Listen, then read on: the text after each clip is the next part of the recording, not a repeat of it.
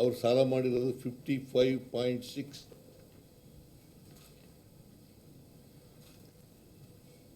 ನಾಚಿಕೆ ಆಗಬೇಕು ಬೇಡ?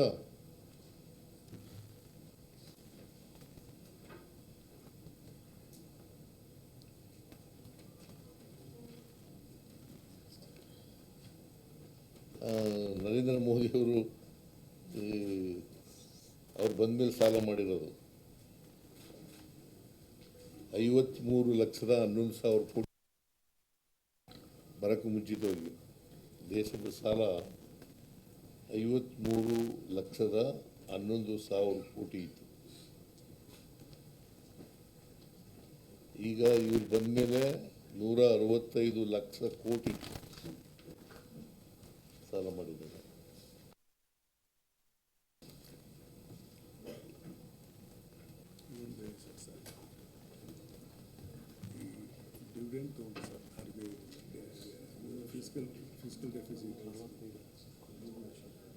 ಇದೆಲ್ಲ ಪಾಪ ಅವ್ರು ಬರೆಯಲ್ಲ. ಅವರೆಲ್ಲ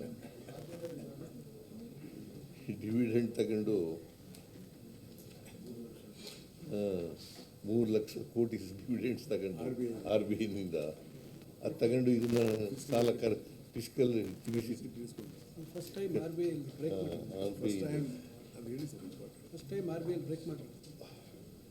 ಟೈಮ್ RBIನಿಂದ ರಿಸರ್ವ್ ಬ್ಯಾಂಕ್ ಆಫ್ ಇಂಡಿಯಾದಿಂದ 3 ಲಕ್ಷ ಕೋಟಿ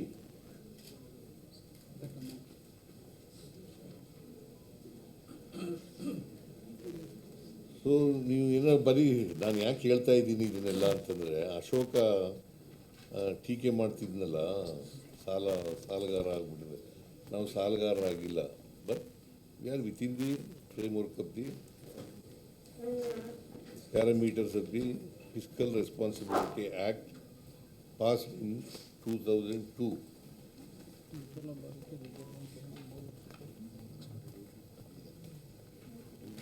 ಇವರು ಎಷ್ಟು ಸಾಲ ಮಾಡಿದ್ದು ಇವರು ಬಂದಮೇಲೆ? 50,000 ಕೋಟಿ.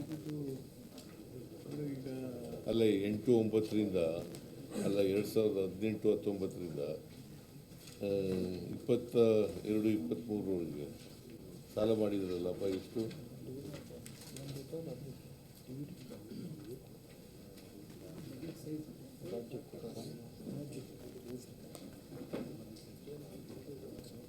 ನಾವು ಅಧಿಕಾರಕ್ಕೆ ಬಂದಾಗ 5,53,847 ಕೋಟಿ ಸಾಲ ಇತ್ತು. 5,53,847 ಕೋಟಿ ಸಾಲ ಇತ್ತು. ಈಗ 3 ವರ್ಷ ಆಯಿತು ನಾವು ಅಧಿಕಾರಕ್ಕೆ ಬಂದು. ಇನ್ನು 3 ವರ್ಷ ಆಗಿಲ್ಲ. ಮೇ 20ಕ್ಕೆ 3 ವರ್ಷ. 4ನೇ ಬಜೆಟ್ನ ಮಂಡಿಸ್ತಾ ಇರೋದು. ಇದು ಏಪ್ರಿಲಿಂದ ಜಾರಿಗೆ ಬರೋದು.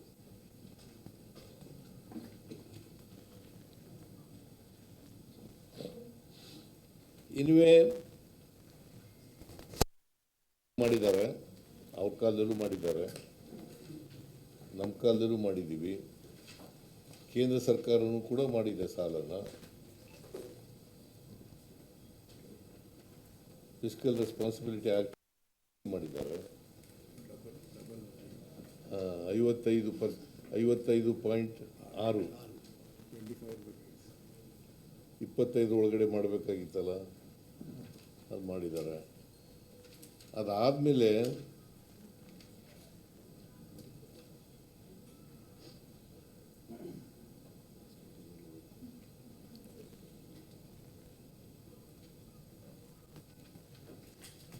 ಜೊತೆಗೆ ಕೇಂದ್ರ ಸರ್ಕಾರದವರು ಇನ್ನೊಂದು ಏನು ಮಾಡಿದ್ದಾರೆ ಅಂತಂದರೆ,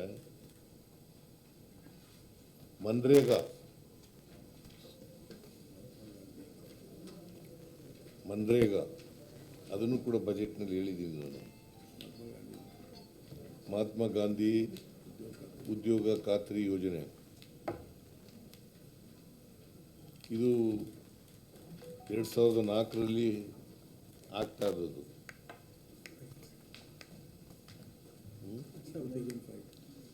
2004 ಅಂತ ಬರ್ತಿದ್ದಾರೆ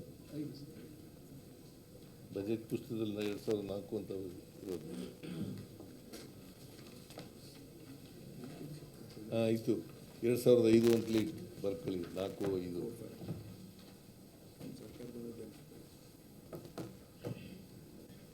ಅಲ್ಲಿಂದ ಇಲ್ಲಿವರೆಗೆ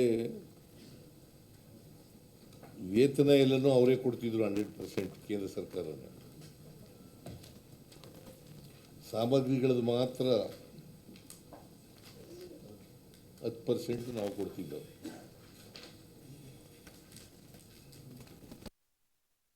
ಈಗೇನು ಮಾಡಿಬಿಟ್ಟಿದ್ದಾರೆ,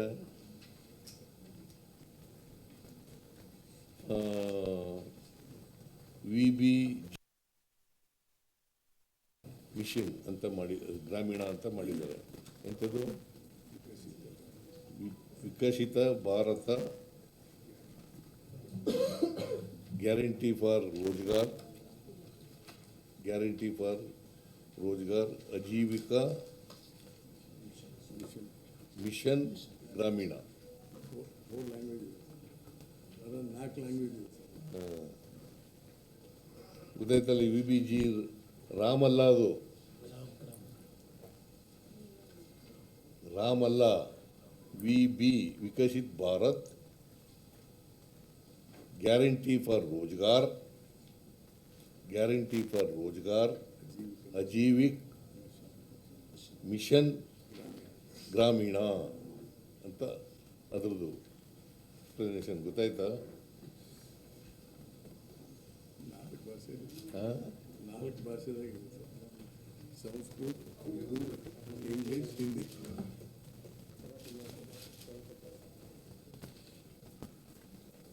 ಅದನ್ನು ಮಾಡಿ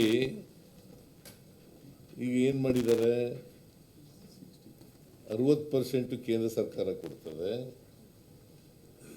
40% ರಾಜ್ಯ ಸರ್ಕಾರಗಳು ಕೊಡಲಿ ಅಂತ ಮಾಡಿಬಿಟ್ಟಿದ್ದಾರೆ. ಫ್ರೀಯಾಗಿದ್ದದನ್ನ ಇದು ಮನಮೋಹನ್ ಸಿಂಗ್ರವರು ಪ್ರಧಾನಮಂತ್ರಿಯಾಗಿದ್ದಾಗ ಮಾಡಿದ್ದಂಥ ಕಾನೂನು, ಮನ್ರೇಗಾ ಕಾಯ್ದೆ. ಅದಕ್ಕೆ ಅದರಿಂದ ಆಗ್ತಕ್ಕಂಥ ಅನಾಹುತಗಳನ್ನೆಲ್ಲ ಬಜೆಟ್ನಲ್ಲಿ ಹೇಳಿದ್ದೀನಿ ನಾನು.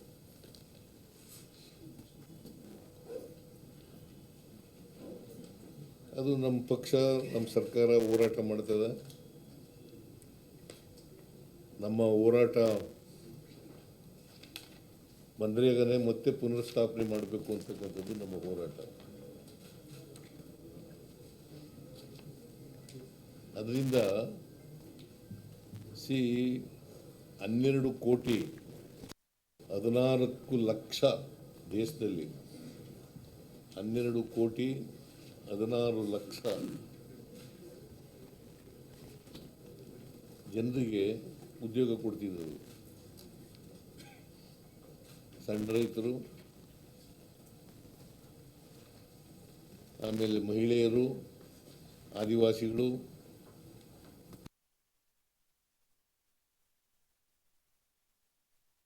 ವರ್ಗ. ಕರ್ನಾಟಕದಲ್ಲಿ ಸುಮಾರು 71 ಲಕ್ಷ ಜನರಿಗೆ ಉದ್ಯೋಗ ಕೊಡ್ತಿದ್ದರು. 100 ದಿನ, ವರ್ಷದಲ್ಲಿ 100 ದಿನ. into 370 rupees.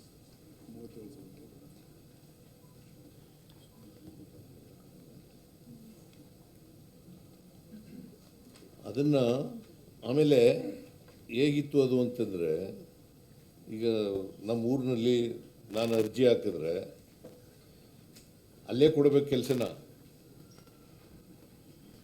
ನಮ್ಮ ಪಂಚಾಯತಿನಲ್ಲೇ ಕೊಡಬೇಕು. ಮತ್ತು 15 ದಿನದೊಳಗಡೆ ಅರ್ಜಿ ಹಾಕಿದ್ರೆ 15 ದಿನದೊಳಗಡೆ ಕೆಲಸ ಕೊಡಬೇಕು, ಇಲ್ಲದ್ರೆ ಮಜೂರಿ ಕೊಡಬೇಕು.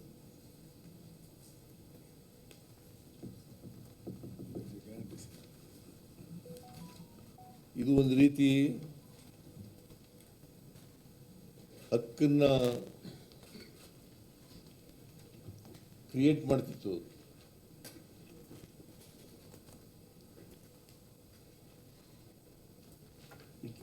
It was my right.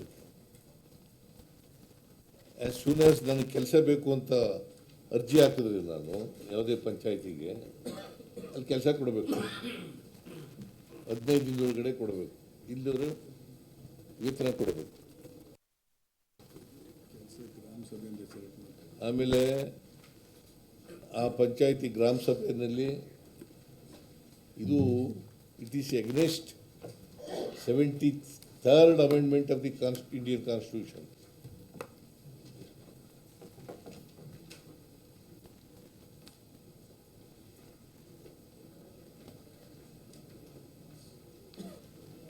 It is against 73rd Amendment of the Indian Constitution.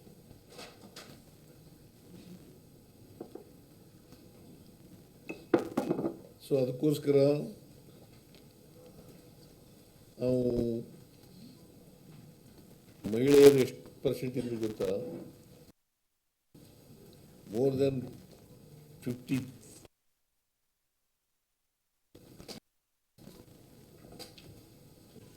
ದಲಿತರು ಎಷ್ಟಿದ್ರು ಗೊತ್ತಾ? 20%.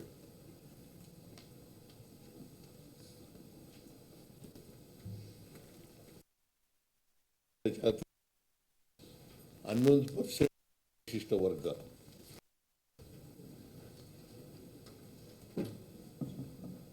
ಸ್ಟೇಟಿಗೆ ಕ್ಲಾಸ್ ಸುಮಾರು VBG ರಾಮ್ಜಿ ಆಕ್ಟ್ ಜಾರಿಯಾದರೆ ಕರ್ನಾಟಕ ಸರ್ಕಾರಕ್ಕೆ ಸುಮಾರು 2.5 ಇಂದ 3,000 ಕೋಟಿ ಬರ್ಡನ್ ಆಗುತ್ತೆ.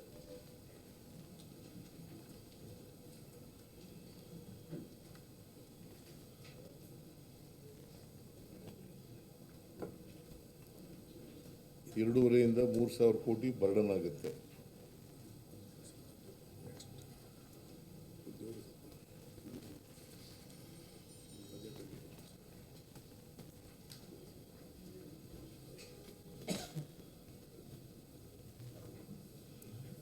ಆಮೇಲೆ ಈ ಸಾರಿ ನಮ್ಮ ಬಜೆಟ್ನಲ್ಲಿ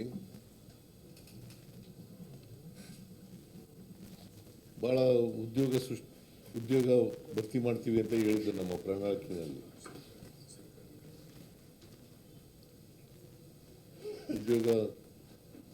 ಖಾಲಿ ಹುದ್ದೆಗಳನ್ನೆಲ್ಲ ಭರ್ತಿ ಮಾಡ್ತೀವಿ ಅಂತ ಹೇಳಿದ್ದು, ಅಂದ್ರೆ ಹಂತ ಹಂತವಾಗಿ ಮಾಡ್ತೀವಿ ಅಂತ ಹೇಳಿದ್ದು.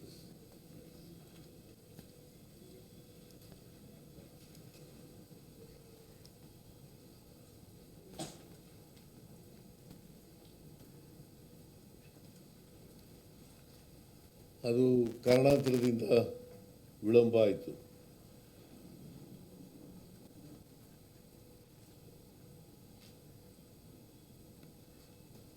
ಅದಕ್ಕೆ ಈ ಸಾರಿ ಬಜೆಟ್ನಲ್ಲಿ ಹೇಳಿದ್ದೀನಿ 56,342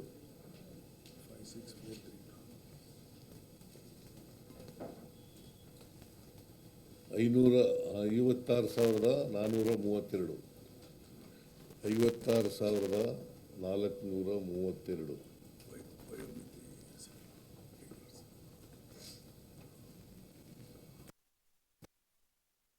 ಈ ವರ್ಷ ಭರ್ತಿ ಮಾಡ್ತೀವಿ ಅಂತ ಹೇಳಿದ್ದೀವಿ. 56,432 ಹುದ್ದೆಗಳನ್ನು ಭರ್ತಿ ಮಾಡ್ತೀವಿ ಅಂತ ಹೇಳಿದ್ದೀವಿ, ಮತ್ತೆ ಭರ್ತಿ ಮಾಡ್ತೀವಿ.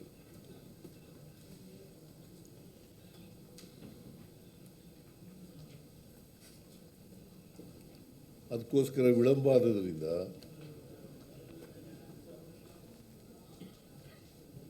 ನಾವು ಏಜ್ ರಿಲ್ಯಾಕ್ಸೇಷನ್ ಮಾಡಿದ್ದೀವಿ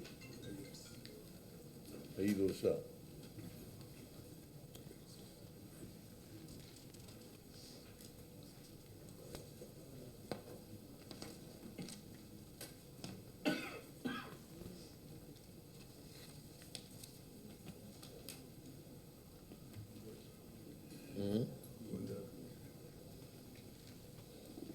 ಆಮೇಲೆ ನಾವು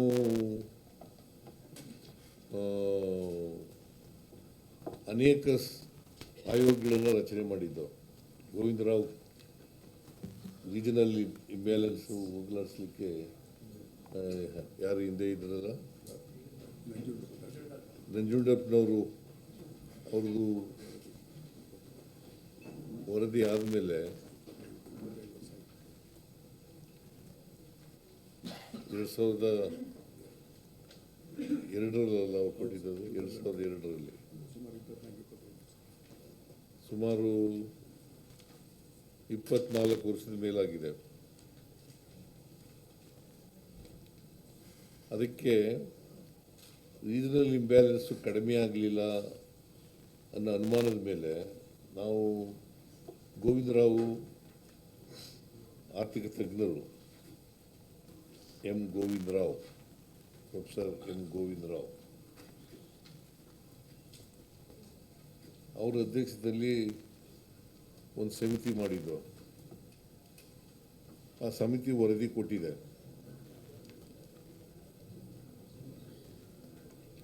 ಅದು ಕ್ಯಾಬಿನೆಟ್ನಲ್ಲಿ ಒಪ್ಕೊಂಡಿದ್ದೀವಿ, ಮತ್ತೆ ಹೌಸ್ನಲ್ಲೂ ಕೂಡ ಮಂಡಿಸ್ತಾ ಇದ್ದೀವಿ, ಈ ಸದನದಲ್ಲೇ ಮಂಡಿಸ್ತಾ ಇದ್ದೀವಿ.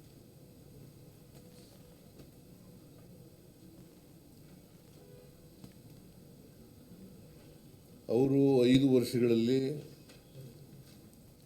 43,000 ಕೋಟಿ ಖರ್ಚು ಮಾಡಬೇಕು ಅಂತ ಹೇಳಿದ್ದಾರೆ.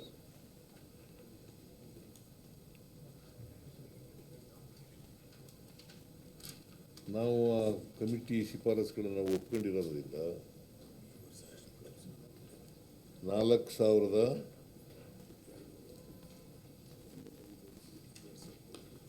ಈ ವರ್ಷ 4,291 ಕೋಟಿ. ಮೊದಲನೇ ಪ್ರಾರಂಭಿಕವಾಗಿ 4,291 ಕೋಟಿ ರೂಪಾಯಿಗಳನ್ನು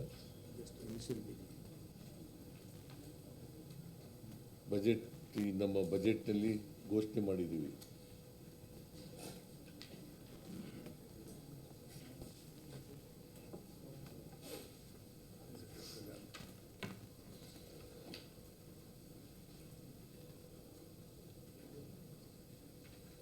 ಆಮೇಲೆ ನಿಮಗೆಲ್ಲ ಗೊತ್ತಿದೆ, ಹೈದರಾಬಾದ್ ಕರ್ನಾಟಕ,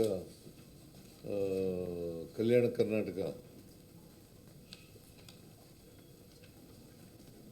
ನಾವು ಬಂದ ಮೇಲೆ 3 ವರ್ಷದಲ್ಲಿ ಮೊದಲನೇ ವರ್ಷ 3,000 ಕೋಟಿ,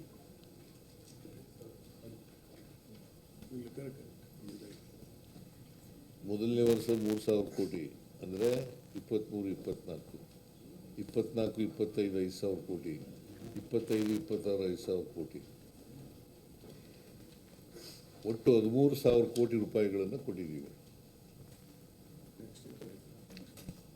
ಮುಂದಿನ ವರ್ಷನೂ ಕೂಡ 5,000 ಕೋಟಿ ಕೊಡ್ತೀವಿ ಅಂತ ಹೇಳಿದ್ದೀವಿ. 26, 27ಗೂ ಕೂಡ 5,000 ಕೋಟಿ ಕೊಡ್ತೀವಿ ಅಂತ ಹೇಳಿದ್ದೀವಿ.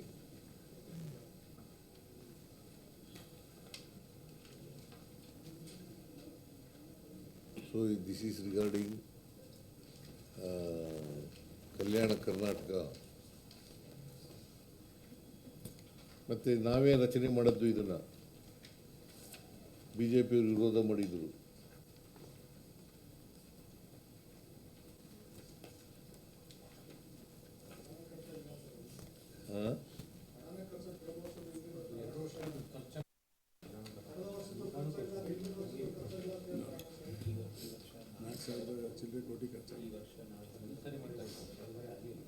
ಈ ವರ್ಷ ಸುಮಾರು 4,000 ಕೋಟಿ ಖರ್ಚಾಗಿದೆ.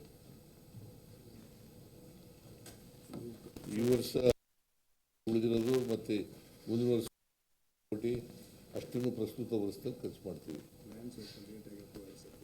ಸ್ವಲ್ಪ ರಾಜ್ಯಪಾಲರು ಅಪ್ರೂವ್ ಆಗೋದು ವಿಳಂಬ ಆಯಿತು. ಸೊ ಹಾಗಾಗಿ 5,000 ಕೋಟಿ ಖರ್ಚು ಮಾಡೋಕ್ಕಾಗಲಿಲ್ಲ.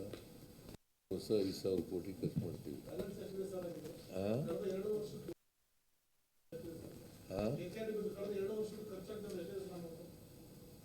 ಎಷ್ಟು ಅಮೌಂಟ್ ಇದೆ ಅಂತಲ್ಲ ಡೀಟೇಲ್ಸ್ ಕೊಡ್ತೀನಿ ನಾನು. ನೋಡಪ್ಪ ಜಾಫರ್, ಅದು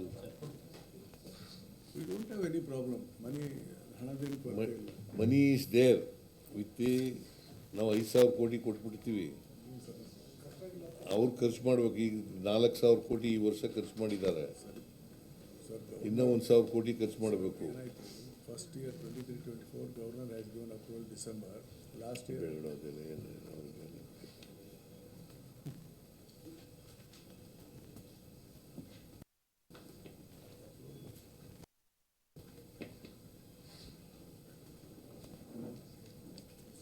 ಆಮೇಲೆ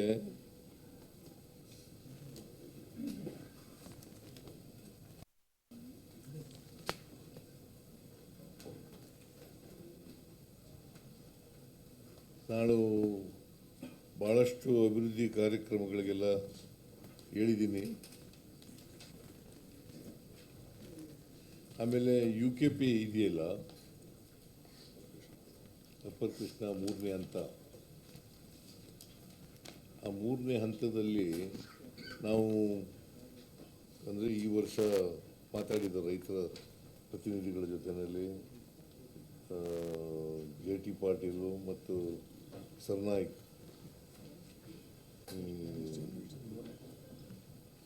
ಬಾಗಲಕೋಟೆ ಅಧ್ಯಕ್ಷರ ಹೆಸರೇನು ಅಲ್ಲ ನಂಜಯ್ಯನ ಮಠ್,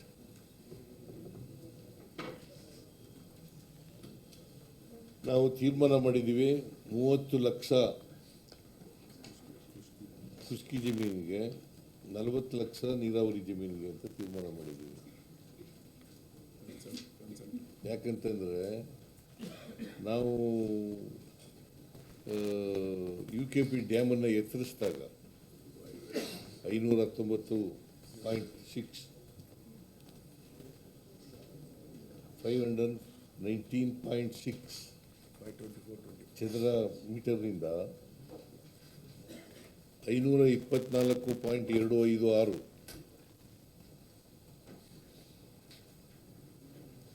ಅಲ್ಲಿ ಏರಿಸಿದಾಗ ಮುಳುಗಡೆ ಆಗುತ್ತೆ.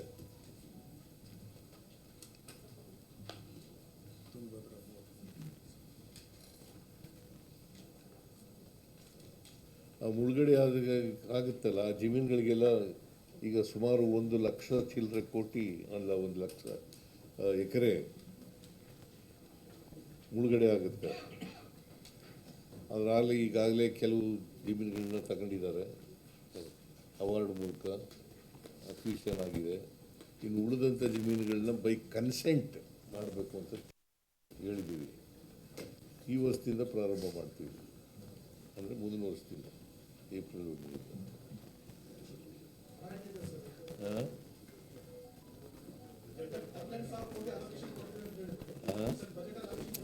ಕೊಡ್ತೀವಿಯಪ್ಪ, ಶುರುವಾಗಿ ನೀನು ಜಮೀನು ಕಳ್ಕೊಂಡಿದೀಯಾ? ಆಯ್ತು, ನಾವು ಕೊಡ್ತೀವಿ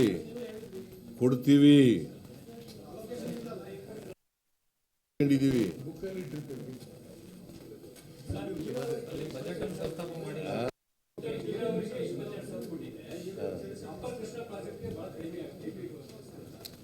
ನಾವು ಮಧ್ಯದಲ್ಲಿ ಮಾಡ್ತೀವಪ್ಪ, ಸಪ್ಲಿಮೆಂಟ್ರಿನಲ್ಲಿ ಕೊಡ್ತೀವಿ. ಈಗ ಸುಮಾರು 3,000 ಕೋಟಿ ರೂಪಾಯಿನ ಅಕ್ವಿಷನ್ಗೋಸ್ಕರನೇ ಇಟ್ಟಿದ್ದೀವಿ. ಪ್ರಾರಂಭ ಮಾಡಿದ ತಕ್ಷಣ ಶುರು ಮಾಡ್ತೀವಿ. ಮಾಡಿದ ಮೇಲೆ ಎಷ್ಟು ದುಡ್ಡು ಬರ್ತದೆ ಅಷ್ಟು, ಈ ವರ್ಷ ಎಷ್ಟಾಗ್ತದೆ ಅಷ್ಟು ದುಡ್ಡು ಕೊಡ್ತೀವಿ.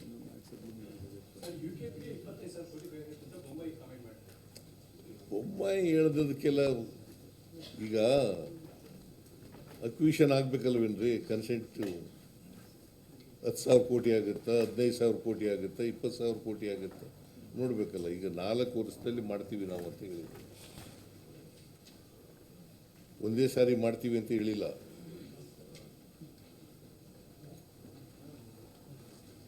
ನಾಲ್ಕು ವರ್ಷದಲ್ಲಿ ಮಾಡ್ತೀವಿ ಅಂತ ಹೇಳಿರೋದು, ಒಂದೇ ವರ್ಷದಲ್ಲಿ ಮಾಡಿಬಿಡ್ತೀವಿ ಅಂತ.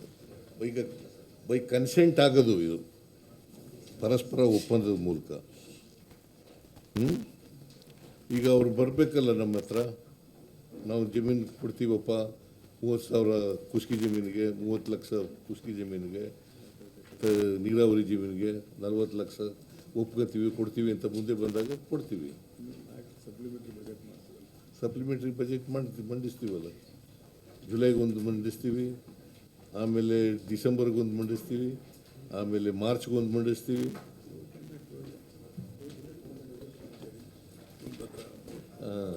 ಆಮೇಲೆ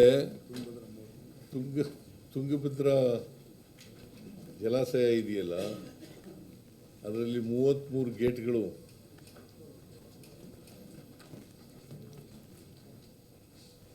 ಹಳೆಯ ಗೇಟ್ಗಳಾಗ್ಬಿಟ್ಟಿದ್ದಾವೆ. ನಿಮಗೆಲ್ಲ ಗೊತ್ತಿದೆ, ಹೋದ ಸಾರಿ ಒಂದು ಗೇಟು ಕಿತ್ಕೊಂಡು ಹೋಗಿ ಆಮೇಲೆ ಅದನ್ನು ರಿಪೇರಿ ಮಾಡಿದ್ವಲ್ಲ, ಅದಕ್ಕೆ ಈ ಸಾರಿ ಎಲ್ಲ ಗೇಟ್ಗಳನ್ನೂ ಬದಲಾವಣೆ ಮಾಡಿಬಿಡ್ತೇವೆ. ಮತ್ತು ಜೂನ್ ಒಳಗಡೆ ಅದನ್ನೆಷ್ಟು ಮಾಡಬೇಕು ಅಂತ ನೀರಾವರಿ ಇಲಾಖೆಯವರಿಗೆ ಕಟ್ಟುನಿಟ್ಟಿನ ಸೂಚನೆಯನ್ನು ಕೊಟ್ಟಿದ್ದೀವಿ.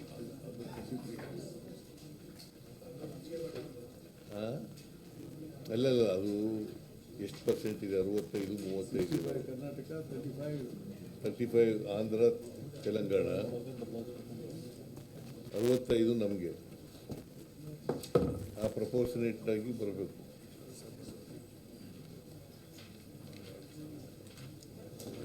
ಆಮೇಲೆ ಮಾದಾಯಿ ಯೋಜನೆ ಪ್ರಸ್ತಾಪ ಮಾಡಿದ್ದೀವಿ.